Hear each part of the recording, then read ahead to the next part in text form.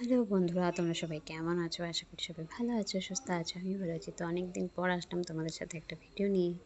তো কে কেমন আছো অবশ্যই আমাকে জানিও। তো আজকে রান্নাবান্নাই তোমাদের সাথে শেয়ার করি। তো আজকে একটু অনেক কিছুই রান্না করছি।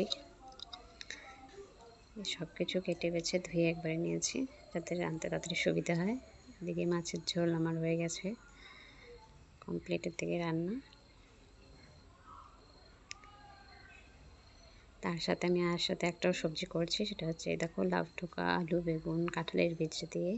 এই সবজিটা খেতে তো আমার ভীষণ ভালো লাগে। তো আমার মতন কে কে ভালোবাসো শাক অবশ্যই জানিও, কারণ শাক সবজি খাওয়া স্বাস্থ্যের পক্ষে খুব ভালো। আর আমি তো শাক সবজি খেতে ভীষণ ভীষণ ভালোবাসি।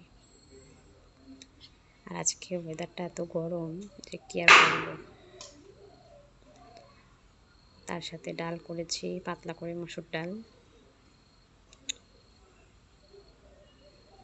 স্নান সেরে যে আর এদিকে মেয়েকে পড়তে বসিয়েছি, কারণ মেয়ের সামনে এক্সাম।